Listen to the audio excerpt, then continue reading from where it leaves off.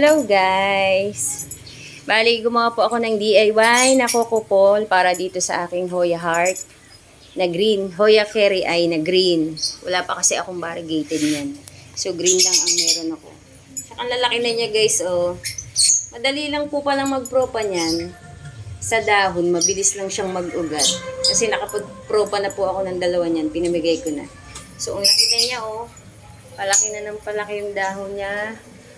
At ayan oh, nakalaglag na siya yung, ayan oh, yung bago niyang dahon. So ito yung DIY na ginawa ko. Ang gusto ko sanang mangyaring shape niyan is heart. Pero ewan ko kung magiging heart yan. Ayan guys oh, parang hindi naman siya heart. Parang basta-basta lang. So titingnan natin kung magiging maganda naman ang kalalabasan pag ipinalit natin sa kukupol nito. Kasi igagapang naman natin dito. Dito sa parang shape na heart, itong mga ano niya, dahon na may kasamang, ayan oh, yung ganito nyo oh, kasi mahaba na guys. So yan ang aking gagawin for today.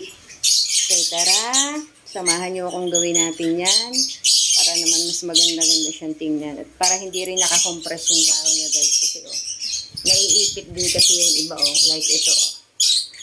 Kaya hindi siya nakakalaki. So gagawin natin dito.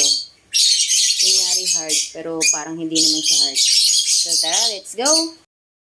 Guys, ito na oh. Hindi ako nagkaigi doon sa sobrang haba, so iniksian ko na lang.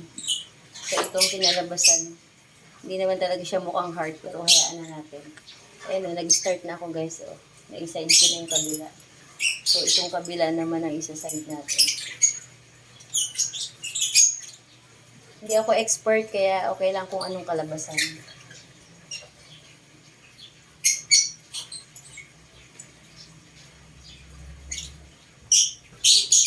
Yan guys, oh. Parang ganyan lang siya, oh.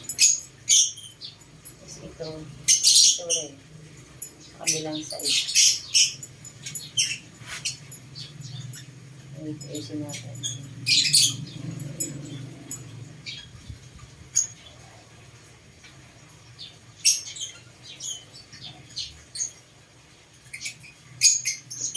Kaya muna natin dito.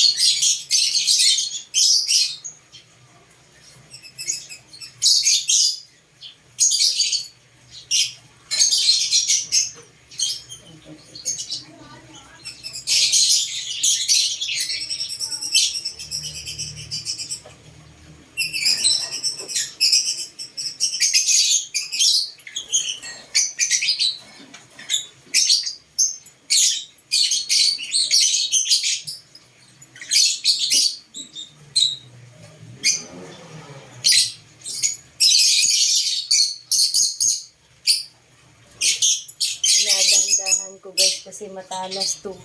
Nahihiwa yun, nagdadagsa siya. So parang ganyan lang. Tapos itong side dito. Kasi walang dahon dito sa kabila eh. Oh. Kukunti ang dahon. Ito yung marami oh.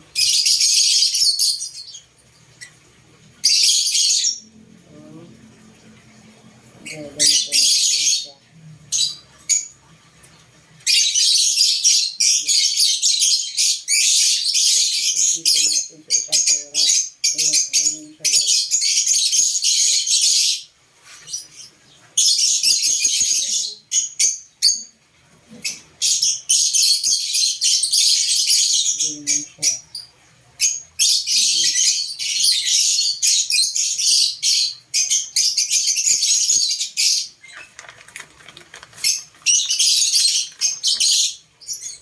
Mababali kasi guys oh, pag iniganon ko oh. Para siyang mababali. Gusto ko sana nakaganon. Kaso mababali talaga siya guys. So ganito na lang siya. Nakaganyan dyan. So sa mabali. Kaya ano natin.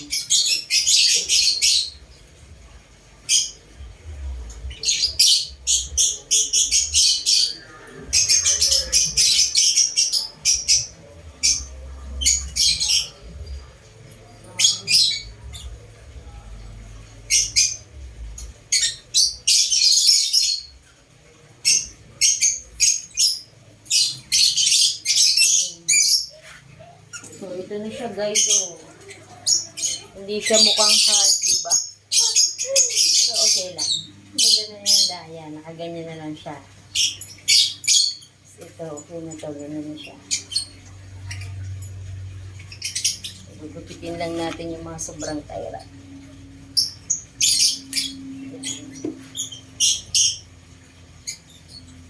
Tapos dagdagan ko ng kaunting lupa guys kasi na puka yung ibabaw. So ito siya guys. At yun na nga, hindi siya nagmukhang hard. Diba?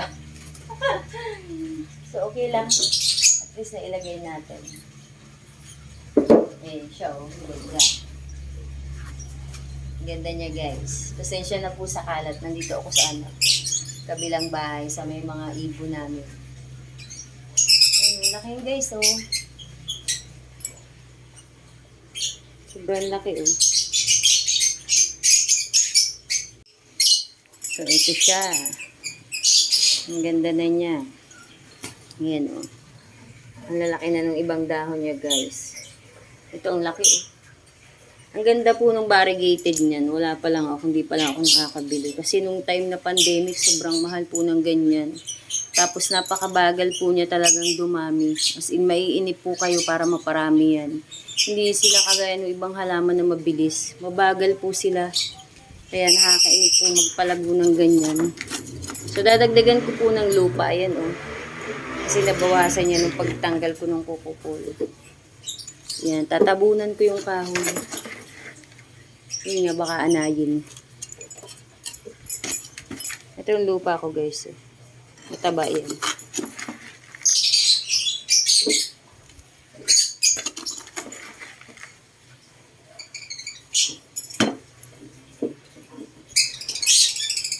Yan, huwag ka magtatampo. Nice ko lang ang iyong kukupulo.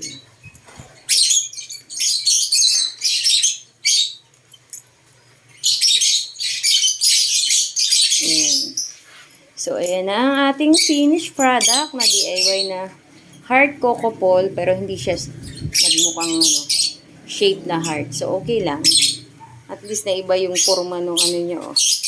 Gumanda naman siyang tingnan. So, pag malagong malago na yan, guys, mas maganda na yan. Papakita ko sa inyo pag dumaho na ulit yung mga bago dito. So, wala pa eh. Mabagal po talaga siya. As in, mabagal. Matagal magpalago niyan.